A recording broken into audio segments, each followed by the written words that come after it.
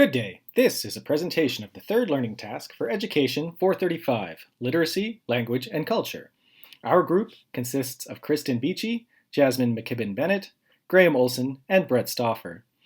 This semester, our group has focused on space, place, and literacy. My name is Graham Olson.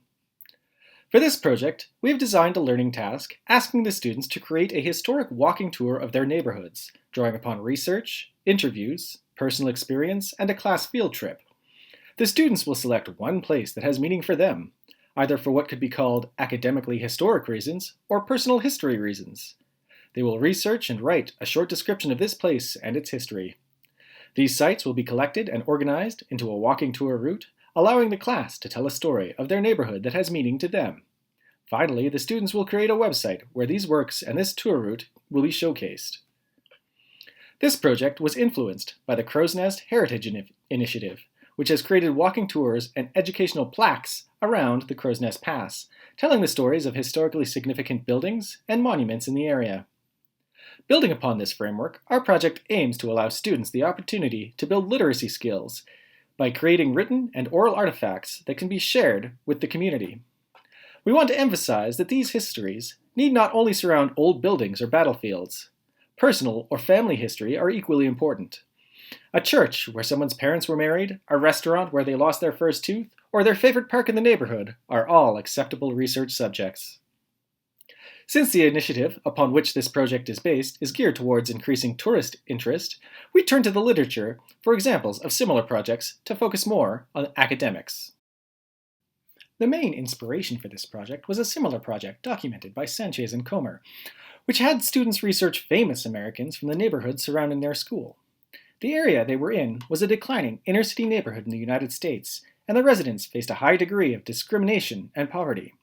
However, this area was also a hotbed of activity during the Harlem Renaissance, and had been home to many renowned artists, writers, and musicians. The students in this project were able to research these people and bring their stories to life during a performance open to the community. Our project also draws upon the Reggio Emilia approach for education, albeit with an older age group than intended. In another similar project, documented by Fantozzi, preschool students were tasked with creating an interactive and iterative map of the university campus where their school was located. Students were encouraged to re-examine familiar environments through a new lens, to document their findings, and present them. Tying these projects together, we were drawn to the Australian Aboriginal concept of a storyline, which blurs the lines between storytelling and physical space. This concept refers to both routes used by the Aboriginal peoples, as well as the memory story of the events that took place on the journey. Neither the story nor the place is complete without the other. We hope that our project allows our students to examine the places around them and see their stories as an integral part of their physical environment. This is Jasmine speaking. Our learning strategy incorporates all 5 general learning outcomes listed in the Alberta Program of Studies for Grade 7 English Language Arts. These outcomes can be briefly summarized as using listening, speaking, reading, writing, viewing, and representing to explore thoughts, ideas, feelings, and experiences, to comprehend and respond personally and critically, to manage ideas and information, to enhance the clarity and artistry of communication, and to respect, support, and collaborate with others. The place-based storytelling activity requires students to perform research and find appropriate information using both provided and individually discovered resources. Personal connections to information and locations are identified and discussed within groups, as well as noted and expanded upon during the walking tour. This information, together with resources from the field trip, requires students to work collaboratively and cooperatively, planning and focusing their investigation and gathering appropriate material. Once all information and personal connections are collected, the most effective ways of communicating and displaying discoveries should be determined, ensuring that information is analyzed and presented in a manner respectful of cultural and historical diversity. Students will create an oral presentation with the incorporation of visually appropriate material to be presented to the class and compiled for a website to be shared with parents and community members. This project will require attention to expected conventions of grammar, spelling, and punctuation, as well as creativity. Because our strategy incorporates collaboration, research, personal experiences, movement outside of the school, visual and oral presentations, choice and location, and both formative and summative assessment, we anticipate students will be highly engaged and connected to this project.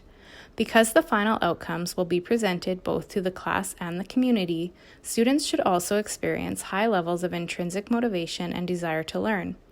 This learning activity is an engaging and exciting way of ensuring that students are able to achieve required curricular outcomes while participating in place-based literacy pedagogy that encourages deep and authentic learning. Our place-based storytelling activity incorporates many different pedagogical literacy strategies. The walking tour field trip lends to the creation of personal connection and place-based meaning-making and understanding for chosen locations, in addition to allowing for student movement and physical activity. Brainstorming and discussion occurs as a class while deciding on the area of the city to investigate, places to stop on the walking tour, as well as in determining the route and creating the map. Reciprocal teaching and cooperative learning is present in group work, the field trip itself, and the creation and presentation of group research, personal connections, and visual images. The teacher and students work together, learning and teaching about each location on the tour, and presenting that information first to each other and then to the community. Technology and visuals are used together in the map creation, discovery of historical and current place photography and images, and in the culmination of a website presentation for parents and the community. This diversity of instructional methods allows for a greater depth of understanding and investigation for students and teachers, as well as provides opportunity to differentiate learning based on group creation and appropriately using the individual skills of each member of the class. This is Kristen. In this activity, we will be connecting with students' funds of knowledge through place-based education. The activity will begin with a group brainstorming session. As a group, the class will think of locations that they think it would be interesting to research, present to their peers, and highlight in a website. Sites may be historically significant or personally significant. Students will be instructed to think of locations within walking distance of the school. Our group decided to focus on a central location that we were all familiar with and that was accessible to all of us. The central Calgary location we chose is especially rich in historically significant locations, but we imagine that this process could be done anywhere. During the brainstorming activity, students will have access to a variety of maps and sources of information about their community through the internet. At this stage in the activity, we are trying to identify locations that students feel connection to in their out-of-school lives, the places and spaces that have a personal relevance. Throughout the activity, we will be asking students to reflect on stories, their own and those of others, to explore their connection with place. For planning purposes, the brainstormed list can be plotted onto Google Maps and displayed to the whole class to give everyone a sense of where all the locations are in relation to each other. The teacher will then need to guide the class in selecting the locations they want to visit on their community walking tour. Sites should be reasonably easy to research, safely accessible to the public on foot, and located within a reasonable distance of each other. While the teacher should guide the selection, it is important that students feel agency in the final choice of sites. This process engages students in decoding maps and asks them to take an active role in planning their field trip. Our group chose 8 locations and determined a walking route between them. We picked sites that would let us address Indigenous and settler histories, sites we felt personal connections to, and sites we wanted to learn more about. This is Jasmine speaking. As a group, the class will have determined the walking route for the field trip, identifying the historical locations to be visited throughout the area of Inglewood, including Fort Calgary, the Reconciliation Bridge, the Blow Block, St. Patrick's Island, the homestead of James Walker, Dean House, the Simmons Building, King Edward Hotel, and the device to root out evil. Every student will have a hard copy map to write on during the tour. Students will need to pay special attention to the locations they think they would be interested in working on so that they are sure to gather the required information. Along the tour, students will take notes of what they visually and physically notice about each place, as well as the surrounding buildings, areas, interaction with people, and perhaps even the impact of the weather and time of day. Any personal or other annotations should also be made on the map. In addition, students are reminded, both before leaving for the walking tour as well as during, that photos of each stop need to be taken, to be paired with at least one historical image found during research. Map notes and photos will be part of the formative assessment for the task, ensuring students are progressing as required to be successful in completing the final presentation of material. The physical map with annotations will be handed in at the end of the field trip and returned later for the next part of the project. This is Kristen again, and here are some examples of the kinds of photos we took and the types of observations we made on our Reading Week walking tour. We took photos on our phones. We would expect students to use personal smartphones or school-provided digital cameras. First of all, we have examples of photos of our tour stops, as these locations are the subjects that students will be writing about for their summative assessments. This will be the primary kind of photo taken. The way we took the photos is impacted by how we relate to these places. The photo of the King Eddie shows its connection to the National Music Centre, because that's how we think of it. The photo of St. Patrick's Island features an osprey nest on an art installation, because the island as animal habitat is something that we love about the island and something we talked about while we were there. And the image of the device to root out good and evil we picked highlights the low winter sun and the structure's odd shadow, because we liked how it showed the structure. From these photos, students will select one or two images that will be included in their final projects. These photos are key to centering the experience of place and the relationship between students and these locations.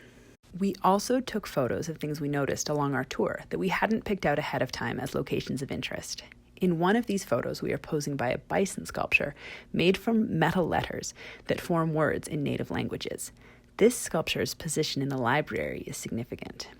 In the other photo, we're looking at a sculpture called Wolf and the Sparrows, a seemingly traditional monument to a colonial figure, but one where upon closer inspection, a flock of sparrows explodes from the figure, distorting Wolf's head and shoulders. This work explores the relationship between settlers and Indigenous people. Its location in the historical neighborhood of Inglewood is also significant. These kinds of observations can further deepen students' connections to stories and place. And finally, we took photos of environmental print on our walking tour to help with our research. Encouraging students to recognize environmental print can help provide a motivating and rich language learning environment, which is an evidence-based approach to support vocabulary acquisition in middle school. Texts found at historical locations have been designed to support visitors' experiences with those sites. Recognizing these resources will help students with their research projects, as well as support their development as text users and text analysts. Students will record their photo log and observations directly on their maps or on a separate provided worksheet. Students will need to hand in their record of observations at the end of the walking tour, and it will be returned later in class. This is Brett speaking. The purpose of making an artifact is for students to demonstrate their understanding of place-based learning through both visual and literacy components. The students will participate in a walking tour field trip and then research the significance of a specific place that they observed along the tour. The research and field trip contribute to a broadening of the student learning due to the understanding and experience gained through literacy and place-based education combined. During the field trip, students are asked to take photos and discuss among themselves what they learned about each stop along the walking tour.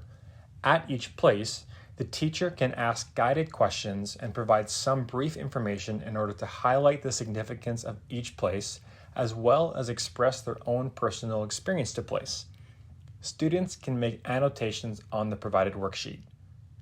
After the field trip, the students will list their top 3 choices of locations to research further, and the teacher will create groups, taking into account student choice and group dynamics. Groups will research the history of their location, determine any personal relevance or stories, add pictures from the field trip, write a 300-word summary, and present their findings to the class. That way, each group will be able to learn more about each stop along the walking tour. These presentations will be compiled on a website as a showcase for the Calgary community to enjoy. From a formative assessment perspective, Teachers will ensure that students are actively participating with their group and answer any questions that students may have. During the field trip, students are expected to take photos and annotations of each stop along the tour. Their photos and any annotations they make will be assessed. The class presentation and 300-word summary is how the teacher will assess the summative learning of each group based on their synthesis of learning. The group presentations are to demonstrate an accurate historical significance of any place within their city, identify 2 images of each place, current and historical, and demonstrate their personal connection to place. As the teacher, we want to make sure that students understand the importance of looking beyond the surface to find significance and meaning in their place. This is accomplished through literacy learning that is coupled with place-based education. Each group artifact will be presented to the class and will be showcased on a website for the community. Already, there are 3 artifacts published to the website, one for the Reconciliation Bridge, the Bull Block, and Fort Calgary. Each artifact is a synthesis of the learning that was gained from both literacy learning and place-based education. As an example, the Reconciliation Bridge, formerly known as Langevin Bridge, was constructed in 1910. Between 1883 and 88, the primary Bow River crossing was via the ferry. But in 1888, a permanent bridge was constructed and received its name from the Minister of Public Works, Hector Langevin. In 1910, the steel bridge that currently exists was constructed. Its design is a Parker Camelback through truss steel bridge, which was a frequent design for bridges built in Calgary between 1905 and 1912. It is the 3rd oldest of 4 surviving bridges from that era. The significance of this bridge to Calgary stems from its First Nations heritage. Its development as a permanent bridge perpetuates this historic transportation routes of the First Nations. It was an ancient crossing of the Bow River as part of the Old North Trail. The Old North Trail has a rich heritage to the First Nations as it was traveled for migration and trade for thousands of years. In 1875, when Fort Calgary was founded, a section of the Old North Trail became known as McLeod Trail. It was the primary route connecting Fort Calgary with Fort McLeod and Fort Benson in Montana. The bridge was essential in creating a northern access route for Calgary, which allowed for the distribution of goods and services that arrived via the Canadian Pacific Railway. In 2017, the bridge was renamed the Reconciliation Bridge as part of redressing the past harms suffered by the First Nation people due to Canada's residential school system. The renaming came as a result of implementing the White Goose Report, a Calgary framework created in response to the Truth and Reconciliation Commission. Hector Langevin was one of the founders of Canada's Confederation, but was also an architect of Canada's residential school system. The renaming of the bridge serves as a small part of Calgary's efforts to seek reconciliation with its heritage. This example is showcased on the Walking Tour website along with others. This is Graham Olson again, here to give you a brief overview of the website created for this project. This website can be found at educ435historictour.weebly.com. This website was created both to be an exemplar of the type of work we hope to see students produce for this project, as well as a resource for other teachers wanting to recreate this project in their own classrooms, including lesson plans and assessments.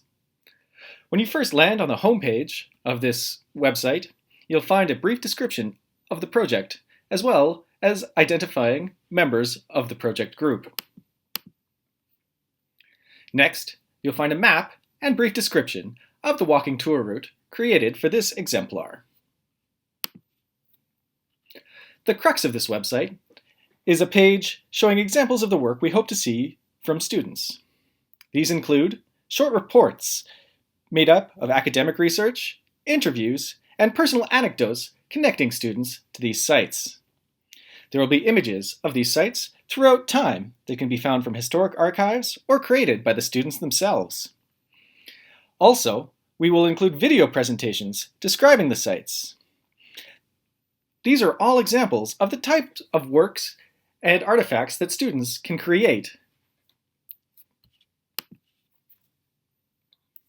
Next, we find lesson planning resources that can be used by teachers wishing to recreate this project for their class, including activities, assessments, and helpful tips for how to create groups for students. Once again, this website can be reviewed at educ435historictour.weebly.com. Thank you.